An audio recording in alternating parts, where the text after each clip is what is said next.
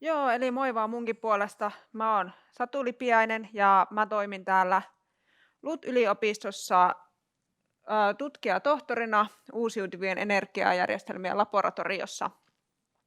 Ja jokainen teistä varmasti tietää, että meidän energiajärjestelmä on murroksessa. Uutisissa näkyy, että hiilivoimaloita suljetaan ja turpeen polttoa ollaan lopettamassa, mutta tästä huolimatta yhteiskunta tarvitsee energiaa ja näillä fossiilisilla polttoaineilla pitää löytää korvaajia.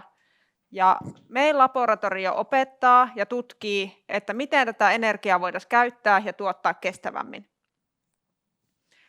Ja moni teistä on nyt varmaan siinä pisteessä, että pitäisi tietää, että mikähän musta tulee isona. Ja sen takia mäkin aloitan nyt tämän mun esityksen sillä, että miten mä oon päätynyt opiskelemaan tekniikkaa. Ja mä valmistuin tohtoriksi 26-vuotiaana, mikä ei ole ihan tyypillistä. Ja voisi ajatella, että mä olisin heti tiennyt, että mikä musta tulee isona. Mutta näin ei ollut. Lukiossa mä en tiennyt yhtään, mitä mä haluaisin tehdä, ja ongelma oli lähinnä siinä, että mua kiinnosti kaikki. Mun oli tosi vaikea rajata, että mitkä kurssit mä kävisin siellä lukiossa. Ja niin kuin jokainen teistä varmasti tässä vaiheessa jo tietää, mustakin piti tulla lääkäri.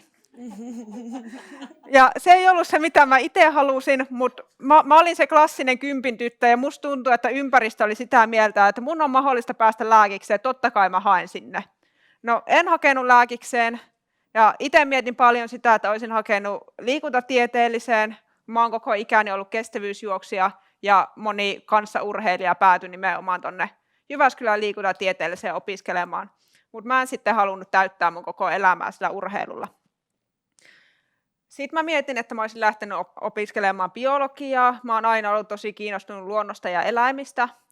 Mutta tämäkään ei sitten saanut jotenkin kauhean hyvää vastaanottoa. Et mulle sanottiin paljon, että no, älä hae sinne, että susta voi tulla vain joku tutkija tai opettaja.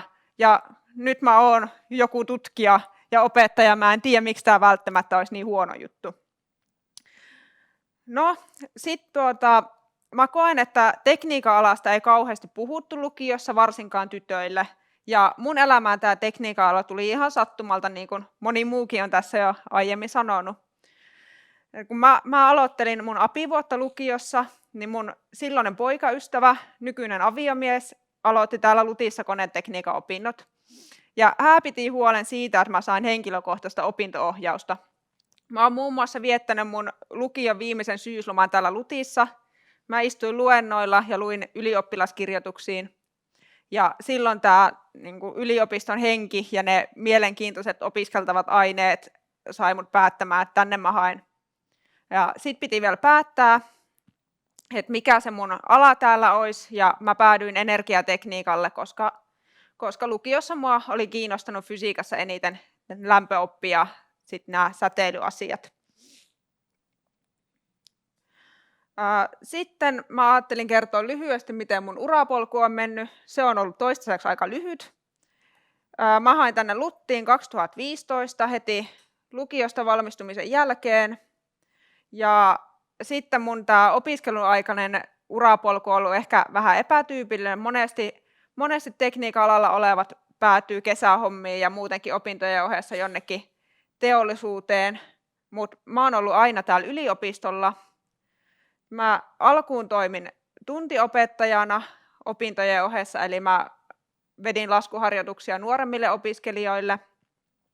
Ja sitten musta tuli myös kesäteekkari, eli silloin kun oli opiskeluista kesätaukoa, niin mä avustin erilaisissa opetukseen ja tutkimukseen liittyvissä asioissa.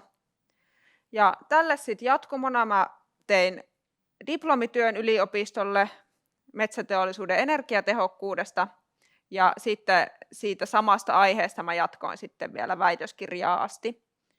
Ja mä väittelin viime syksynä aika lailla vuosi sitten, ja taisi olla just tämä sama sali tai sitten toi viereinen. Ja sitten mä oon toiminut nyt vuoden verran tutkijatohtorina. Ja monikaan teistä ei varmaan tiedä, että mitä tekniikan tohtori tekee, ja jokainen tekniikan tohtori tekee erilaisia juttuja, mutta ajattelin kertoa vähän, että mitä mä oon päässyt tekemään. Ja vaikka tämä mun työura on ollut tosi lyhyt, mä koen, että mä oon päässyt olemaan mukana tosi monipuolisissa jutuissa. Eli ensinnäkin siinä väitöskirjan aikana mä tutkin, että miten metsäteollisuus käyttää energiaa, miten se energian käyttö ja päästöt on muuttunut ja miten voitaisiin päästä vielä vähäpäästöisempään metsäteollisuuteen. Ja tätä tutkiessa mä sitten ymmärsin myös sen, että vaikka meillä olisi ne tekniikat olemassa, niin se paljonko ne tekniikat ja niiden käyttäminen maksaa ja kuka niitä käyttää ja kuka päättää mitä käytetään, niin vaikuttaa ihan tosi paljon. Eli näitä asioita pitää pystyä katsomaan kokonaisuuksina, että se tekniikan alallakaan se ei ole vain se tekniikka, vaan se on myös ne ihmiset. Sitten mä oon päässyt tarkastelemaan tämmöisiä uusia ratkaisuja, esimerkiksi hiilidioksidin talteenottoa. Meillä Labrassa ollaan oltu kiinnostuneita siitä, että otettaisiin sellutehtaiden savupiipusta hiilidioksidia talteen. Ja tämä on mielenkiintoista sen takia, koska se puu kasvaessaan sitoo hiilidioksidia, ja sitten kun me poltetaan se ja otetaan se hiilidioksidi talteen, niin me saadaan sinne tehtaalle tehtyä jopa semmoinen hiilinielu, eli pystyttäisiin poistamaan teoriassa ilmakehässä hiilidioksidia. Ja tämän lisäksi ollaan mietitty, että miten tällaiset uudet Power to X-teknologiat, eli tällaiset tekniikat, missä käytännössä vedystä tehdään erilaisia synteettisiä polttoaineita ja kemikaaleja ja mitä ikinä, niin miten ne istuisi sinne sellutehdasympäristöön. Sitten tämän lisäksi mä olen vielä viime aikoina ollut mukana tässä vetytalouden miettimisessä, eli moni teistä on varmaan kuullut, että vetyä kaavaillaan ratkaisuksi tosi moneen asiaan, ja vety todennäköisesti tulee olemaan tärkeässä roolissa, kun mietitään, miten me saataisiin fossiiliset polttoaineet pois meidän energiajärjestelmästä. Mutta sitten tämä vetymolekyyli on aika hankala kaveri, eli se on semmoinen pieni molekyyli, se on reaktiivinen, sen tiheys on tosi pieni, ja siinä on vielä niin kuin paljon haasteita esimerkiksi vedyn kuljettamisen ja varastoinnin kanssa, ja nämä on semmoisia asioita, mitä insinöörien ja tutkijoiden pitää vielä ratkaista. Ja sitten loppuun ajattelin vielä kertoa muutamia mun ajatuksia siitä, että miksi tekniikan alalle kannattaisi hakea ja kenelle se sopii. No, ensinnäkin mun mielestä parasta tekniikan alassa on se, että se on tosi monipuolinen. Tekniikan alalla sä voit päätyä jonnekin laboratorioon katsomaan jotain mikroskooppisen pientä asiaa työksessä, tai sitten sä voit päätyä osaksi jotain suuryrityksen markkinointitiimiä. Sitten mun mielestä tekniikan alalla on tosi helppo löytää merkityksellisiä työtehtäviä, ja niin kuin muutkin on tässä jo aiemmin sanonut, niin monessa työssä on aito mahdollisuus muuttaa maailmaa. Ja sitten aina pitää mainita myös tämä hyvä työllistyminen, eli esimerkiksi LUTista työllistyminen taitaa olla tällä hetkellä noin 95%.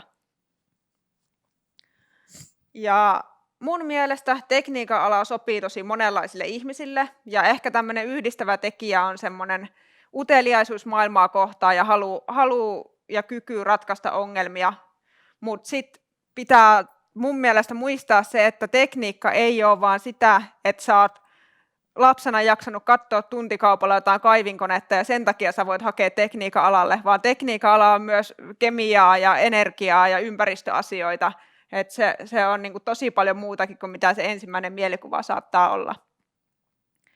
Ja kaikille, jotka nyt on suunnittelemassa yliopistoon hakemista tai se on jossain vaiheessa tässä eessä, niin miettikää mitä te itse haluatte, mitä te tykkäätte tehdä, mitkä teidän arvot on, ja hakekaa rohkeasti, se suunta voi muuttua, ja jos se ei kerralla osu kohdilleen, niin se ei haittaa mitään.